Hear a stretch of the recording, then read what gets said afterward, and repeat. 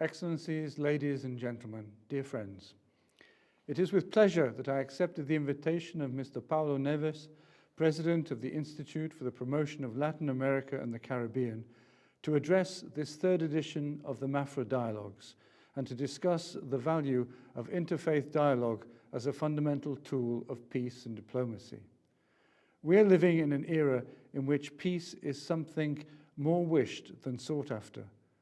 That is one reason why Pope Francis believes we are currently living through a third world war being fought piecemeal. We all have the conflict in Ukraine before our eyes. It has been given more than ample coverage by the media. However, there are currently 27 ongoing conflicts worldwide, and right now, not a single one of them can be described as improving. Globally, conflict and violence are on the rise, with 3.2 billion people living in a conflict-afflicted areas. That is more than a third of the world's population, not to mention the 84 million people that were forcibly displaced last year due to conflict, violence, and human rights violations. This year alone, it is estimated that at least 274 million people will need humanitarian assistance. In the current situation we are facing, a spontaneous question arises. What is peace and where is it? Pope Francis, in last year's message for the World Day of Peace, wrote, "In every age, peace is both a gift from on high and the fruit of a shared commitment." Indeed, we can speak of an architecture of peace to which different institutions of society contribute, and an art of peace that directly involves each one of us. The promotion of peace cannot remain at the level of artisanship, reduced to a collection of good ideas or an enchantment of good sentiments. To truly bid farewell to war, we must do more than simply say that we welcome peace. Indeed, peace is never as simple as the heart imagines it to be, yet it is simpler than reason believes. Faced with the complexity and cobweb of problems, we are tempted to say to ourselves, peace depends on more experienced hands than my own.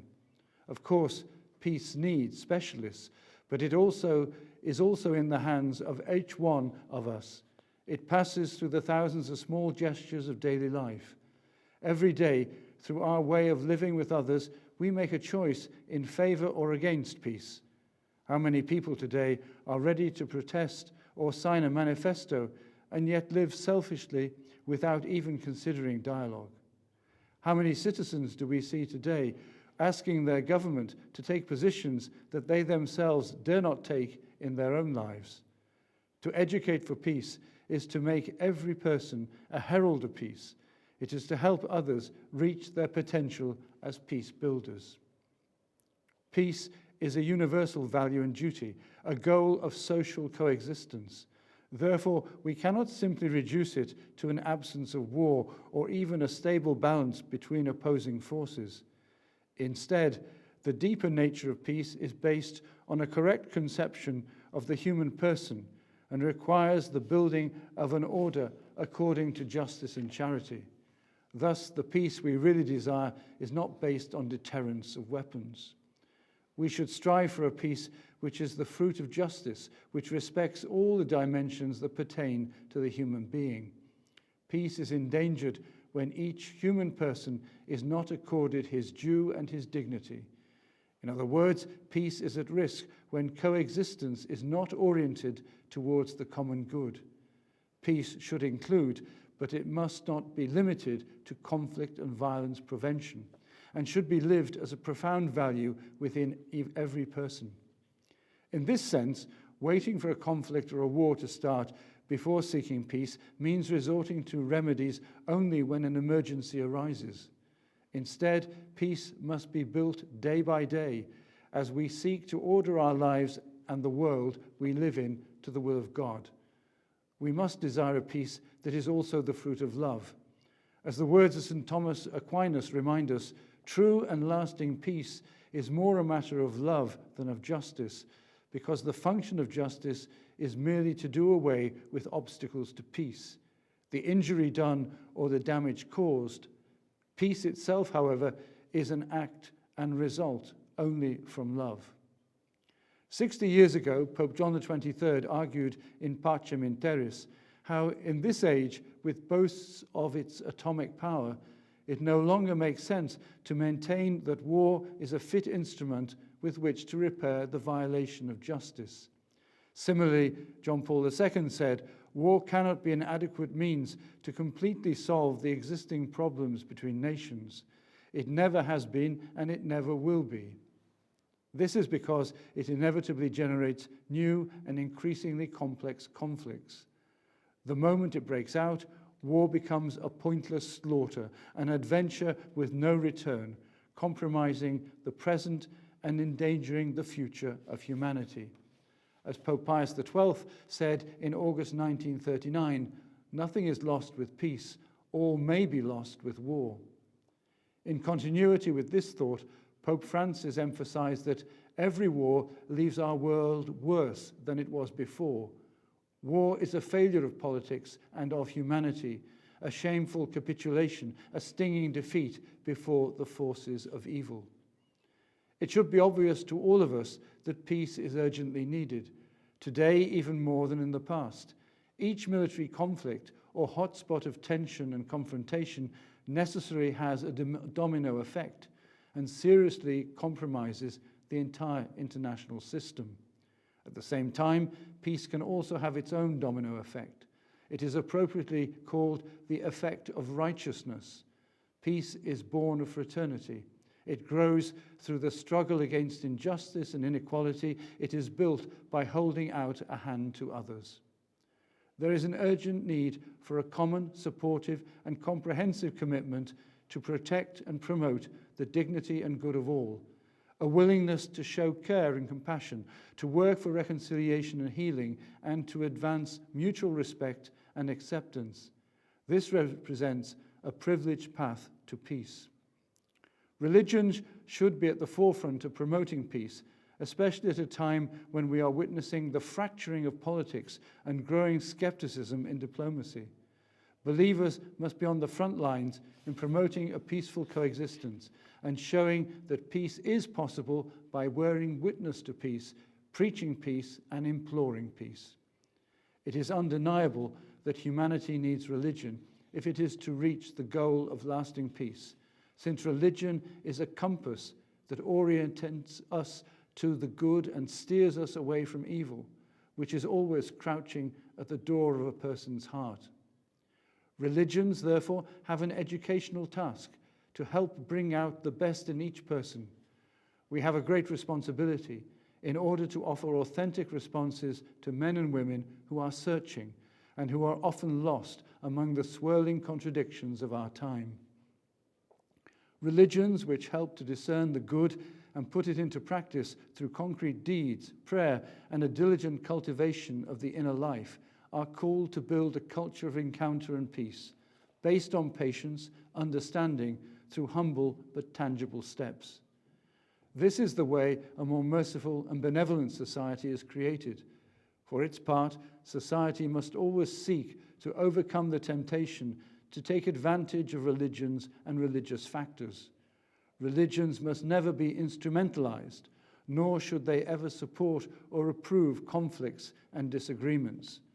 A true peace founded on mutual respect, encounter and sharing, on the will to go beyond prejudices and past wrongs, on the rejection of double standards and self-interests, a lasting peace animated by the courage to overcome barriers, to eradicate poverty and injustice, to denounce and put an end to the proliferation of weapons and immoral profiteering on the backs of others. In his latest encyclical, Fratelli Tutti, Pope Francis writes that a journey of peace is possible between religions. Its point of departure must be God's way of seeing things. This is another reason why believers should find occasions to speak with one another, to look each other in the eyes, and to work with one another for the common good and the promotion of peace.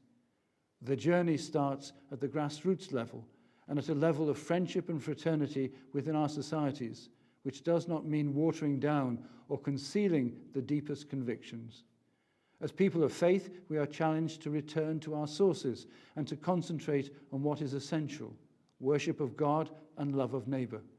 The truth is that violence has no basis in our fundamental religious convictions, but only in their distortion. Sincere and humble worship of God bears fruit not in discrimination, hatred, and violence, but in respect for the sacredness of life, respect for the dignity and freedom of others, and loving commitment to the welfare of all. Therefore, terrorism is deplorable and threatens the security of people. It is due rather to an accumulation of incorrect interpretations of religious texts and to policies linked to hunger, poverty, injustice, oppression, and pride. Religious convictions about the sacred meaning of human life permit us to recognize the fundamental values of our common humanity, values in the name of which we can and must cooperate, build and dialogue, pardon and grow. This will allow different voices to unite in creating a melody of sublime nobility and beauty instead of fanatical cries of hatred. Unfortunately, at times, some groups engage in fundamentalist violence, irrespective of the specific religion, encouraged by the rashness of their leaders. Yet, as Pope Francis writes, the commandment of peace is inscribed in the depths of the religious traditions, and religious leaders are called to be true people of dialogue, to cooperate in building peace, not as intermediaries, but as authentic mediators. Intermediaries seek to give everyone a discount, ultimately in order to gain something for themselves. The mediator, on the other hand, is one who retains nothing for himself, but rather spends himself generously until he is consumed, knowing that the only gain is peace. Each one of us is called to be an artisan of peace, by uniting and not dividing, by extinguishing hatred and not holding on to it, by opening paths of dialogue and not by constructing new walls. Therefore, one of the first and most fundamental steps that religions should take in cooperating to advance peace is to never incite war, hateful attitudes, hostility and extremism, nor must they incite violence or the shedding of blood. These tragic realities are the consequence of a deviation from religious teachings. They result from a political manipulation of religions and from interpretations made by religious groups who in the course of history have taken advantage of the power of religious sentiment in the hearts of men and women. That said, I believe that the real question of our time is not how to advance our own causes, but what sort of life proposals we are offering to future generations. How will we be sure to leave them with a better world than the one we have received? God and history itself will ask us if we have spent our lives pursuing peace. It is the younger generations who dream of a different future who are often the first to rightfully direct this question so pointedly at us.